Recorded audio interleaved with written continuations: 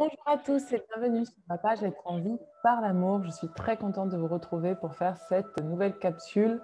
Je vous avais dit dans un tirage, enfin dans l'avant, je crois, dernier tirage que j'ai fait, que j'allais vous parler en fait de la différence entre, enfin que j'allais vous parler surtout de la blessure de trahison et de la différence entre le contrôle et la maîtrise.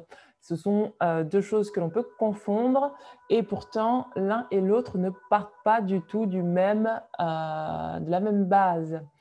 Euh, donc quelqu'un qui porte le masque du contrôlant, c'est quelqu'un qui est dans sa blessure de trahison. Donc la blessure de trahison se manifeste quand on essaye à tout prix de ne pas sentir sa vulnérabilité, quand on évite que d'autres voient notre vulnérabilité et quand on souhaite avoir, entre guillemets, quand on exerce un certain contrôle sur tout ce qui nous entoure et sur nous-mêmes. Euh, Pourquoi on a tendance à faire ça? Eh bien, tout simplement parce qu'on a peur soit d'être jugé, soit d'être rejeté, soit d'être abandonné. Enfin voilà, toutes ces peurs en fait issues justement des 5 blessures, enfin des 4 autres blessures, se retrouvent dans cette blessure en fait de trahison. C'est la blessure qui est la plus difficile à repérer parce que on ne pense pas souvent qu'on est dans le contrôle quand on fait les choses, parce on va se dire, mais c'est tout à fait normal que je fasse ça comme ça, parce que j'ai besoin quelque part de me sécuriser. Se sécuriser n'a rien de mal en soi. De toute façon, il n'y a ni bien ni mal. Mais en fait, ça va dépendre de l'approche dans laquelle vous allez vous positionner. Alors, attendez, je baisse la musique parce que c'est un peu fort. Par exemple, si vous vous sécurisez parce que vous avez peur, là, vous êtes dans une blessure, vous êtes dans la peur, donc vous allez manifester votre contrôle sur la situation. Mais par contre, si vous acceptez d'être dans une sécurité, pas se sécuriser, d'être dans une sécurité intérieure, vous allez laisser les choses se faire telles qu'elles sont, mais vous serez dans la maîtrise. La maîtrise part de l'intérieur, le contrôle vient de l'extérieur. C'est-à-dire que quand on maîtrise ses émotions, quand on maîtrise ses pensées, quand on est dans la maîtrise, c'est qu'on accepte de laisser circuler à l'intérieur de soi tout ce qui vient, c'est-à-dire les pensées désagréables, les pensées positives, les émotions désagréables, les émotions positives. On accepte de ressentir sa vulnérabilité, on accepte de se montrer tel que l'on est et on sait de toute façon que la façon dont on se présente au monde et la façon dont on se présente à soi ne changera pas l'essence de ce que l'on est intérieurement. À ce moment-là, on est dans la maîtrise. Par contre, si vous êtes sur votre blessure du contrôlant, du masque du contrôlant, vous allez exercer une certaine pression sur vous-même pour ne pas être vous-même, justement. Et donc, parce que vous n'avez pas acquis, justement, cette sécurité intérieure. Et donc, vous allez chercher à sécuriser les choses. Ce n'est pas pareil. Cette blessure, en fait, de trahison travaille essentiellement sur deux chakras, sur le chakra du plexus solaire et sur le chakra racine. C'est-à-dire que quel que soit l'endroit où vous allez être systématiquement dans le fait de toujours penser à vous sécuriser. Si vous sécurisez sur le plan financier, vous sécurisez de ne pas prendre de risques, ou si vous allez prendre des risques, vous allez vraiment vérifier ou vous mettre une pression telle pour que ça soit vraiment très carré, très contrôlé, et vous n'allez pas laisser place à l'inconnu, à l'imprévu, ou même au fait que de l'extérieur, que vous accepteriez en fait d'être déstabilisé par ce qui peut se produire. Comment ça peut se traduire par exemple? Je vais essayer de vous donner un exemple concret.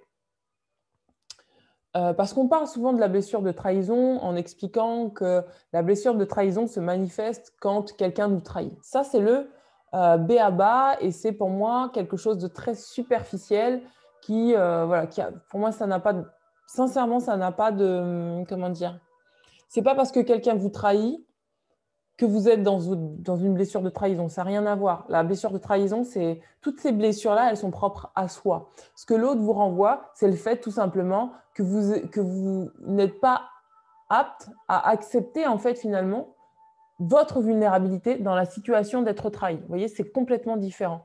Et c'est pas le fait que quelqu'un vous ait trompé, parce qu'en réalité, Je vais être cash sur ça. Alors, ça paraît un peu bizarre ce que je vais dire, parce que moi, je suis très ouverte. Mais je pense profondément que la fidélité, elle est uniquement par rapport à soi d'abord. Et que la tromperie, entre guillemets, pour moi, ça n'a pas en fait à voir avec le fait, par exemple, dans un couple, que quelqu'un aille voir ailleurs. C'est pas ça la tromperie. La tromperie, pour moi, c'est de ne pas avoir dit les choses telles quelles. C'est-à-dire que la personne ne s'est pas assumée telle qu'elle, et donc elle se trahit elle-même, et donc par la même occasion, elle trahit aussi entre guillemets l'autre personne. En tout cas, elle manque de respect à l'autre personne. C'est plus une question de trahir, c'est une question de manquer de respect à la personne parce que soi-même, on n'a pas osé être soi et on s'est trahi. Pour moi, c'est dans ce sens-là hein, que je parle de la blessure de trahison. Et c'est pas il m'a trahi, non, ça c'est encore, on est encore dans un stade de victimisation et on n'assume pas en fait pleinement sa responsabilité dans la situation. Et donc, pour continuer donc sur cette blessure de trahison et la différence entre la blessure de trahison et la maîtrise, c'est que la maîtrise, en fait, accepte tout ce qui vient tel que c'est, sans avoir peur de ressentir à l'intérieur de soi ce qui se passe.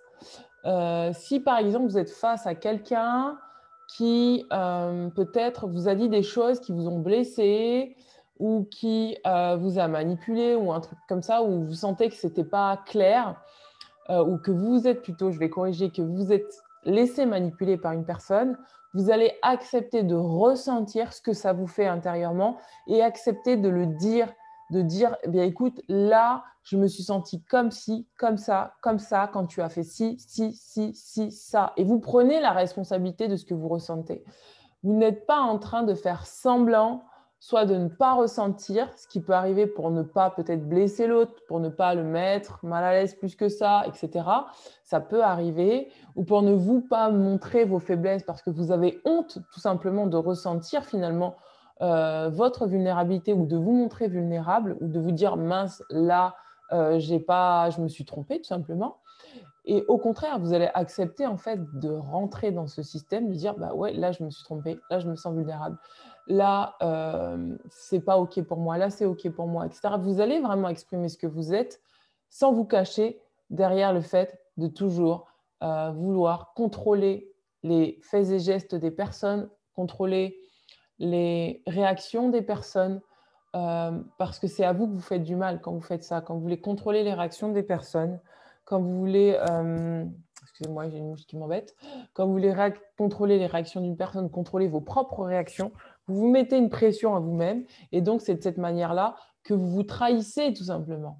Et parce que vous vous trahissez, eh bien forcément en face de vous, vous allez avoir quelqu'un qui ne va plus avoir confiance en vous et qui ne va plus pouvoir ouvrir la porte en fait à ce que vous êtes.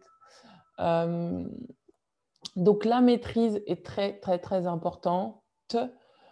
Contrairement au contrôle, c'est justement être capable de savoir où sont ses limites, où sont ses vulnérabilités, où est-ce qu'on en est exactement et d'accepter que bah oui c'est ok, non c'est pas ok en fait, d'accepter que on n'est pas accepter qu'on n'est pas forcément toujours parfait, mais que dans cette imperfection on est parfait tel qu'on est et que nous n'avons pas à nous renier en fait, d'accord?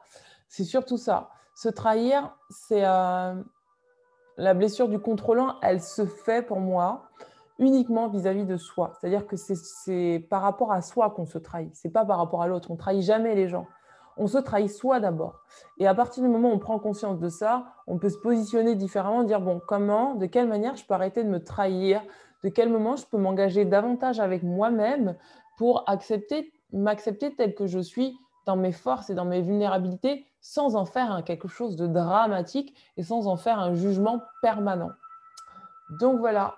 Et donc, ça permet de relâcher toute cette pression quand on se met le masque du contrôlant, du qu'est-ce que cette personne va penser, qu'est-ce que moi je vais penser, qu'est-ce que ceci, qu'est-ce que cela, et peut-être d'arrêter aussi systématiquement d'anticiper les choses et de vivre dans une certaine anxiété permanente. Donc voilà pour la blessure de trahison. C'est une blessure qui n'est pas évidente à travailler, hein. moi, c'est cette blessure-là sur laquelle je travaille en ce moment. Ça fait un moment que je suis dessus, depuis le mois, on va dire, de novembre-décembre. Et j'apprends petit à petit à découvrir, en fait, ce qui se passe quand je passe de la maîtrise et que je quitte la blessure du contrôlant. Et ça me permet, en fait, d'accéder à davantage de moi-même. Et en accédant à davantage de moi-même, j'accède aussi à des dons et des capacités que je m'interdisais jusque-là d'aller parce que justement j'étais en train de me trahir et ne pas exprimer ce que je suis réellement, mon vrai moi, la vraie divinité qui a entre guillemets, qui a envie finalement de laisser les choses arriver comme elles arrivent sans être tout le temps dans un contrôle permanent. Voilà, j'espère que ça aurait pu vous aider. Je vous embrasse très fort et je vous dis à très bientôt. Ciao, ciao!